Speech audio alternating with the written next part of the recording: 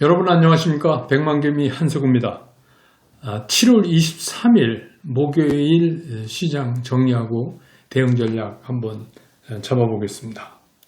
오늘 시장은 한마디로 보면 모든 시장의 참여자들이 다 행복했던 그런 시장은 아니다. 그러니까 시장 참여자들이 어떤 종목을 가지고 있고 자기가 어떻게 시장을 보느냐에 따라서 상당히 오늘 내리는 비처럼 우울한 투자자도 있고 또 시장에서 또 희망을 얻고 그런 투자자도 있고 뭐 그럴 겁니다.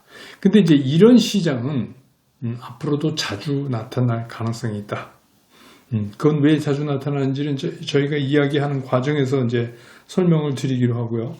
오늘 외국인들이 코스피 시장에서 많지는 않지만 한 2천억 정도 순매도를 했습니다. 개인이 7,781 순매수. 그러니까 이게 요즘 이제 트렌드가 돼버렸죠. 빠지면 개인이 많이 산다. 거기다가 이제 기관도 5,900억, 거의 6천억이 육박하게 코스피에서 팔아짓겠어요. 다행히 이제 코스닥은 외국인들이 한 500억 정도 순매수에 나서주는 바람에 800을 넘어서는 그런 지수를 형성하고 장이 끝났습니다. 우리 시장은 사실 오늘 이제 새벽부터 기다렸던 게 하나가 있죠. 뉴욕 시장에서 그 테슬라가 과연 어떤 실적을 발표할 것인가, 그리고 그거에 대한 미국 시장의 반응은 어떨까. 근데 이제 뭐 우리 시간으로 새벽이니까 좀 늦게 미국에서 늦게 발표가 됐는데 4분기 연속 흑자. 그래서 S&P 500에 편입할 수 있는 조건을 이제 테슬라가 충족을 했어요. 그리고 장중에 1677달러 88센트. 이게 종가입니다. 어제 테슬라에. 근데 시간의 시장에서는 6%가 넘게 상승을 했어요. 그래서 과연 이런 것들이 우리 시장에 어떤 형태로 이제 미칠 것인가 영향을, 이게 상당히 저도 그렇고 뭐 여러분들도 상당히 궁금하셨을 거예요. 근데 어쨌든 간 테슬라는 시장의 예상치보다는 훨씬 실적이 좋았어요. 매출도 그렇고 주당 수익도 그렇고. 그래서 이게 여러분 기억하시겠지만 2003년에 창업된 거잖아요. 테슬라가 17년 만에 이제 S&P 500에 입성을 할 수 있는 조건을 완벽하게 갖췄다. 근데 17년 전에 창업을 했지만 실제로 1년 전에 테슬라 가격은 주당 260불이었어요. 260불이었는데 지금 1600불 수준이니까 1년 사이에 어마무시하게 오른 거죠. 그래서 이제 이걸 갖고 이제 많은 사람들이 이제 테슬라 고꾸라지면 우리나라에서 직구하신 분들도 많이 계세요. 그러면 이제 큰일 난다. 그러니까 조심하는 게 좋겠다. 이런 얘기가 나온 건 꽤 됐죠. 근데 뭐 그냥 무시하고 갑니다. 현재까지는. 이게 또 이제 시장에 앞으로 어떻게 펼쳐질지. 그래서 뭐 테슬라에 대해서 이게 좋아하고 나쁘하고 이런 게 아주 철저히 돼버렸어요. 그래서 기업 자체를 보는 것보다는 마치 무슨 인기투표 같이 돼버린 경향이 있습니다. 근데 어쨌거나 유동성 장세에서 뭐 그런 부분도 무시할 수가 없죠. 또 하나 이제 우리가 신경 썼던 게 마이크로소프트예요. 근데 이제 마이크로소프트도 실적 괜찮았어요. 그런데 시장 반응이 뭐 별로입니다. 그래서 이게 테슬라랑 마이크로소프트랑 왜 이런 차이가 시장에서 날까? 이것도 우리가 오늘 한번 짚어봐야 될 문제 아닌가 싶어요. 한편 이제 우리나라는 시가총액 2위인 SK 하이닉스가 실적을 발표했어요. 실적이 굉장히 좋아요. 실적이 좋은데 시장 반응은 별 볼 일이 없어요. 오히려 주가가 오늘 좀 뒷걸음질 쳤단 말이에요. 그리고 여기다 대고 외국인들은 578억이나 팔아버렸어요. 기관도 거의 500억 팔았어요. 개인들이 1,000억 넘게 순매수를 했어요. 하이닉스에. 삼성전자도 외국인이 팔고 기관도 1,500억 가까이 팔고 개인만 무려 2,130억을 순매수했어요. 삼성전자에. 자, 그럼 이게 뭘까? 테슬라, 마이크로소프트, 그리고 우리나라 시장에서의 SK 하이닉스. 여기서 이제 우리가 좀 이렇게 생각해 봐야 되는데, 이런 생각을 잘 안 하시는 것 같은데, 이건 제가 너무 좀 앞서 나가는 감도 있기는 하지만, 이건 그냥 제 생각입니다. 제 생각이니까 그냥 참고로 하시는 게 어떨까. 근데 제가 이제 이런 말씀 드렸잖아요. 제 그 인베스트먼트 포트폴리오에 삼성전자를 계속 넣는 이유는, 그 삼성전자는 대한민국의 주시장의 상징성을 가지고 있기 때문에, 요즘 많이 얘기되는 뭐 달러 인덱스나 원화 환율 문제로 인해서 외국인들이 본격적으로 다시 돌아와서 우리나라 주식을 살 때는 우리나라 시장을 사는 거니까, 그런 의미에서 삼성전자는 우리가 눈여겨볼 필요가 있다. 이런 얘기는 제가 여러 번 드렸었죠. 그 생각엔 변함이 없어요. 근데 그 반도체라는 거에 대해서 좀 생각을 해봐야 돼요. 그러니까 다른 것들이 없을 때는 반도체가 굉장히 첨단 성장 기술주라고 우리가 얘기할 수 있었는데, 물론 이제 뭐 전혀 아닌 건 아니에요.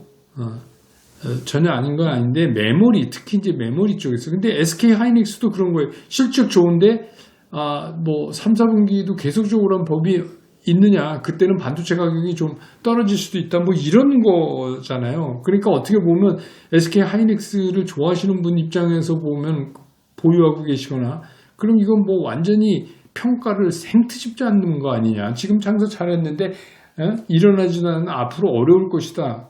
그것도 뭐 구체적인 근거도 없어요. 그럴 것이다는 거죠.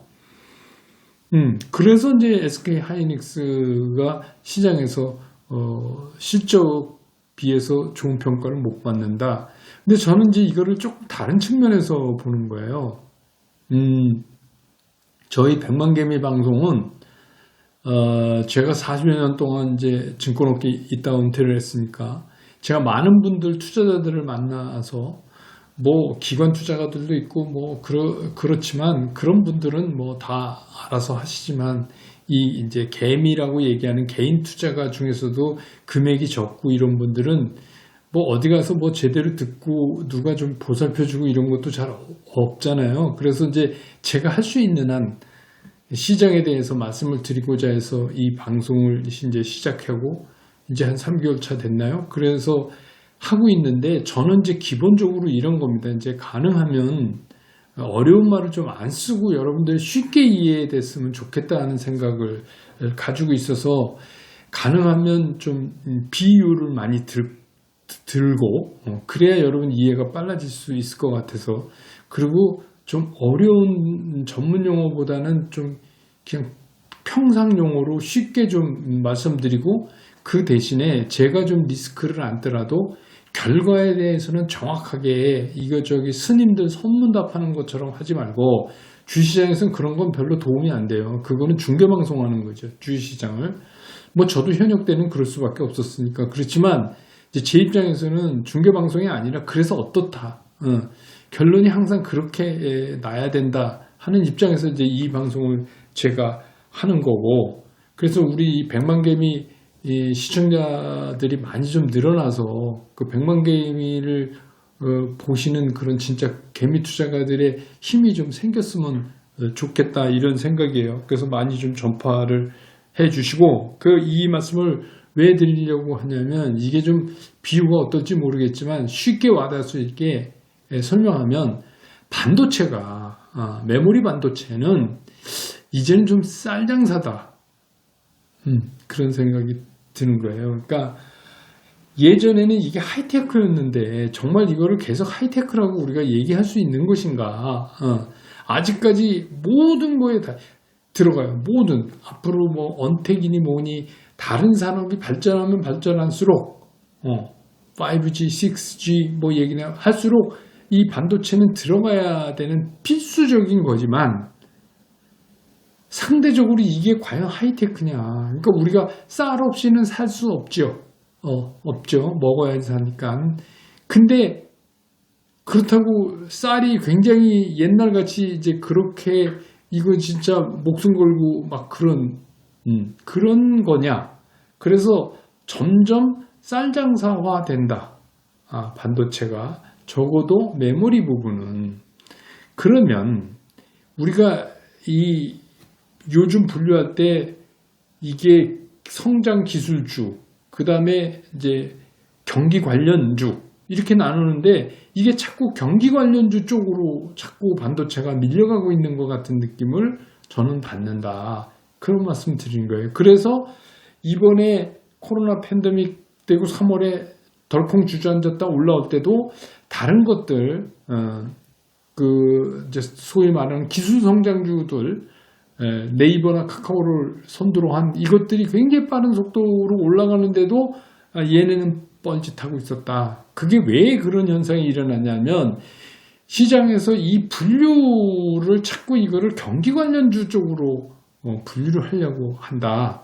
그런 말씀을 이제 제가 드린 적이 있잖아요. 근데 이제 오늘 이제 이 얘기를 제가 이제 쌀장사 얘기까지 하면서 여러분들한테 이해를 돕기 위해서 그렇게 말씀드린 거예요. 근데 반면에 현대차를 보자 이거예요. 현대차 제가 얼마 전에 얘기했죠. 현대차는 실적도 나빠.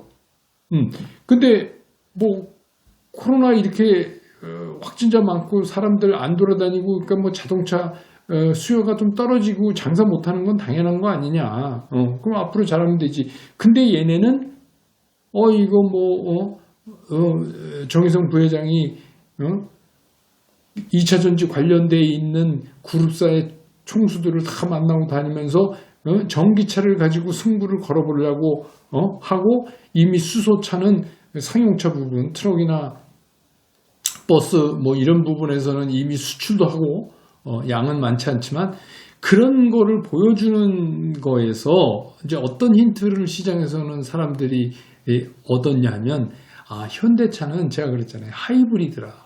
이거는 경기 관련주지만 얘가 지금 기술 성장주 쪽으로 자꾸 움직임을 보이려고 한다.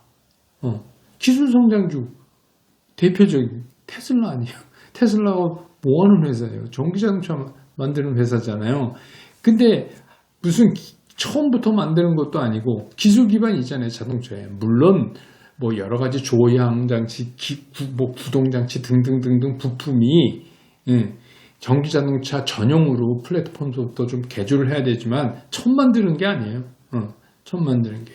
그리고 이제 뭐 그 현대가의 그 특징이 있지 않습니까? 옛날에 현대건설 하시던 정주영 회장이 조선소 배 만들 때 이거 처음 만드는 거 못 만든다니까 야 건물 뒤집으면 배인데 그걸 왜 못 만들어? 이제 약간 그 그룹의 성격이 그런 도전적인 것도 있고 그래서 그런 쪽에 이제 점수를 많이 줬어요. 그래서 기존의 그 경기 관련주 중에서는 그래도 하나 건질 수 있는 게 현대차 삼형제가 아니었나.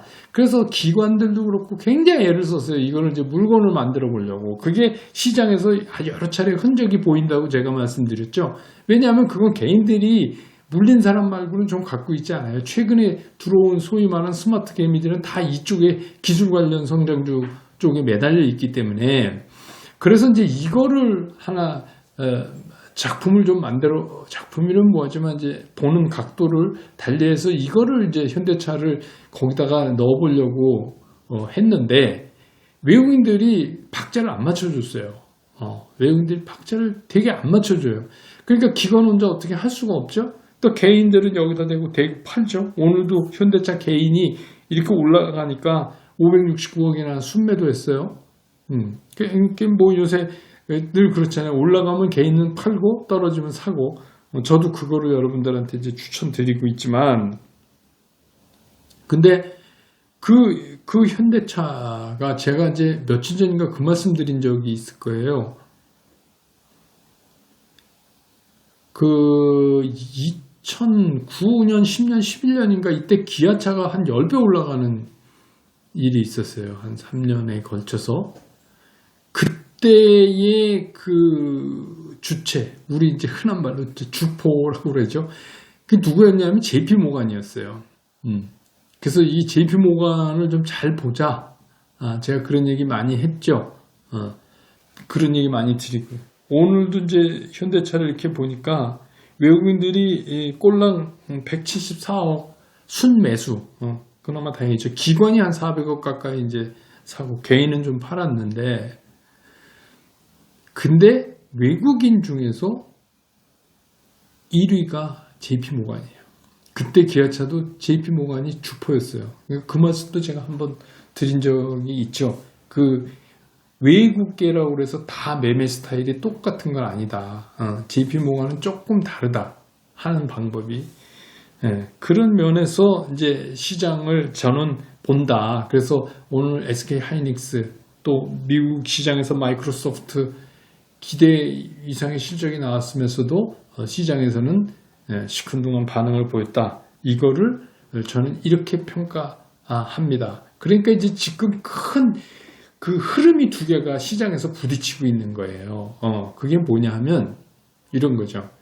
예전에 가치 투자해서 재미 좀 본 분들 많잖아요. 그런데 가치 투자라고 하는 게 좋을 수밖에 없었던 게 그동안 한 10여 년 동안 이렇게 박스권에 묻혀 시장에 못 나가고 있으니까 뭐 그때는 결국은 뭐 장사 잘하는 놈이 이익 많이 내고 그거 사야 되는 거 아니에요? 그러니까 그렇게 된 거예요. 근데 이번에 충격이 딱 하고 때린 거예요, 시장을. 충격이 딱 때려서 우리는 아직도 그 박스권을 못 벗어나고 있지만 일단 미국 시장 같은 경우에 충격을 딱 맞은 거예요. 그러면서 이렇게 우리가 무슨 뭐 IMF 때도 그랬고 또 리만 사태 때도 그렇고 뭐 그렇게 해서 경제가 타격을 입은다고 그래서 우리가 막 경제활동 안 하고 못 돌아다니고 뭐 이런 건 아니잖아요. 근데 지금 이번에는 조금 내용이 달랐다. 우리 경제활동 자체가 상당히 제약을 받았다. 가만히 집에 있어라. 실업수당 줄게까지 나올 정도로 이렇게 된 거 아니에요. 우리도 막 재난기금 뭐 많지 않지만 하여튼 그렇게 전 세계가 그렇게 충격을 받은 거는 이번에 처음이었는데 이게 이제 우리 사고나 라이프 스타일에 굉장히 강한 충격을 준 거예요. 그래서 이 포스트 코로나에는 어떤 산업이 어떤 지향점을 찾느냐. 그래서 여기에 이제 새롭게 증시에 가담한 사람들은 물론이고 어떤 생각을 갖냐면 미래 쪽에 더 웨이트를 두는 거죠. 이 어떤 종목을 밸류에이션 해서 가치를 낼 때 미래 가치를 더 많이 써서 끌어오는 거죠. 그러니까 그런 추세가 이제 지금 이렇게 일어나기 시작을 했어요. 그러니까 지금 와서 계속해서 이 후행적, 그래서 그러니까 이 스테이트먼트에 적혀 있는 지나간 과거를 가지고 이 미래를 평가할 수 없다라는 생각을 하는 분들이 더 많고 더 나가서는 그것보다는 지금도 지금이지만 미래에 지금보다 훨씬 빠른 속도로 훨씬 빨리 좋아질 수 있는 종목을 난 사야 되겠다. 이런 생각을 갖고 있는 거예요. 그래서 어제도 제가 얘기했죠. 아파트에서 말하면 똑똑한 한 채, 똘똘한 한 채. 그거는 마찬가지고 똘똘한 한 종목이 그래도 여기저기 돌아다니는 것보다 낫더라. 어차피 주식시장 안 돼서 꼬꾸라지면 이것 사도 꼬꾸라지고 저것 사도 꼬꾸라지니까. 그러니까 이제 그런 생각이 점점 늘어나게 됐다. 그래서 이제 오늘 뭐 제가 뭐 제목도 그렇게 달았습니다만 네이버 카카오 많이 오르고 또 뭐 오늘 올랐으니까 내일 조정받을 수도 있어요. 뭐 미국 시장도 그렇고. 그러면 이제 이런 생각을 갖잖아요. 너무 올라서 나 겁난다.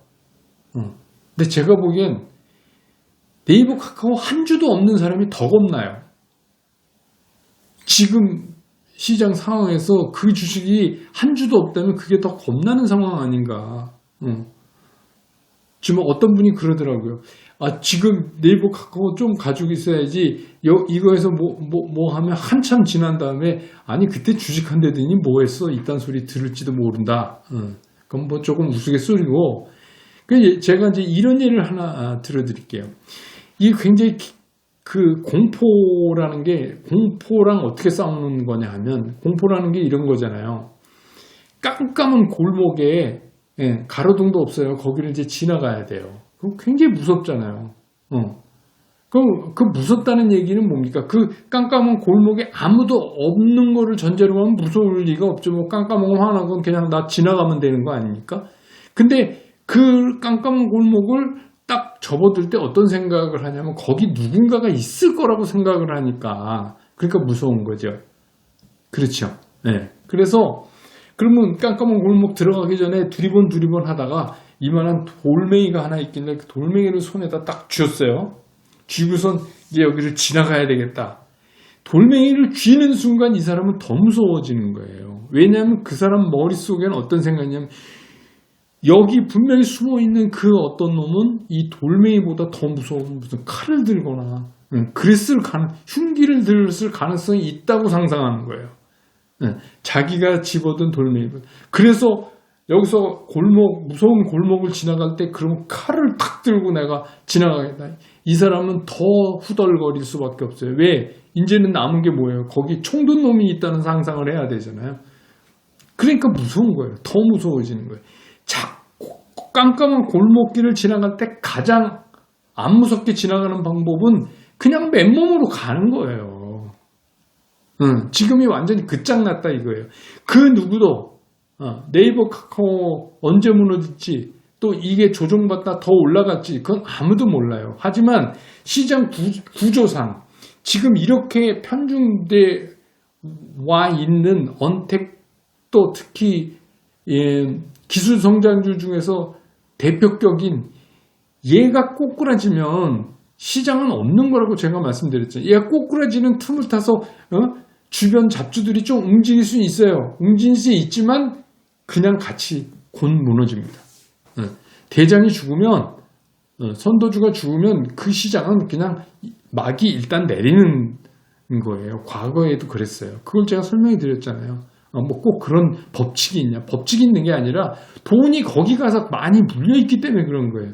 그렇기 때문에 신규로 어떻게 할 수가 없어요. 이게 깨고 다시 나온다? 그래서 딴 주식을 사서 올린다? 시장에서는 그렇지가 않아요. 그러니까 이런 거죠. 강남 아파트 값이 팍 떨어졌다. 그럼 강남 팔아갖고 빨리 변두리 산다. 그러면 강남 꼬꾸라지고 이 변두리 오른다. 그게 아니라 강남이 꺾이면 변두리 부동산 다 꺾이는 거죠. 이게 돈을 갖고 미래를 사는 하나는 그 부동산이고 식물 자산이고 하나는 금융 자산 아니에요. 이 자산을 사는 거는 유동성에서는 똑같은 거라는 거예요. 똑같은 거예요. 왜? 지금 우리가 정보가 막 이렇게 눌러도 막 요리조리 법 안에서 뭐 이렇게 해서 아파트 살려고 하시잖아요. 그런 길이기 때문에 여러분 안 사시겠어요? 그러니까 그런 이유는 뭐냐면 미래에 지금보다 더 오르겠다는 생각을 하는 거 아닙니까?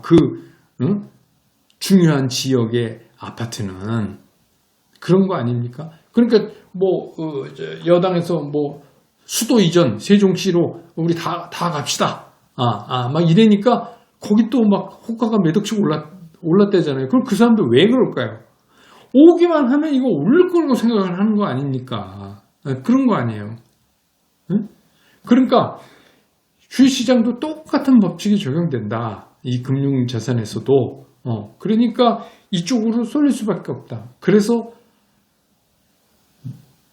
뭐 카카오나 네이버가 많이 올라서 무서운 게 아니라 한 주도 없는 게 정말 무서운 거예요.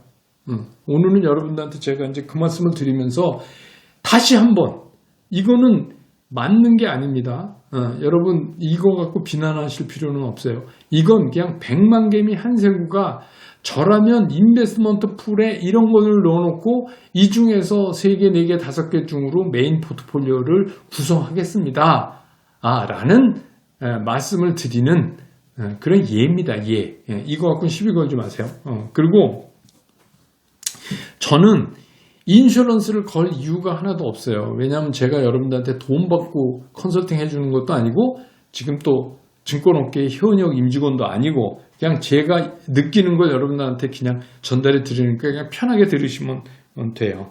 그래서 그럼 이제 시장이 이렇게 됐으면 물론 제가 말했지만 네이버나 카카오 내일 조정받을 수도 있어요. 뭐 그냥 더 뻗을 수도 있고 이거는 지금 하루하루에 일희일비할 그런 상황이 아니다.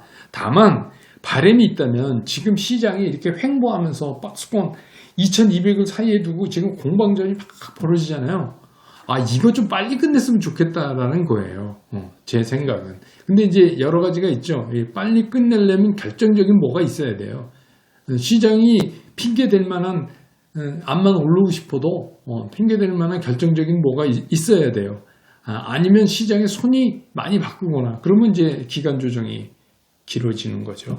그래서 이제 제가 여러분들한테 다시 한번 제시를 해드리면 저 같으면 이렇게 한다 이거예요. 한 60% 정도는 지금 여기 있는 인베스트먼트 풀에서 골라갖고 메인 포트폴리오로 세팅을 한다.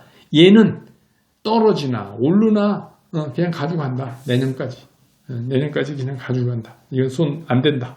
그 다음에 나중에 40% 갖고는 뭐 다른 종목 하셔도 좋지만 별 재주 없으면 그냥 지금 인베스트먼트 풀에 있는 이 종목 그냥 중에서 하시면 돼요.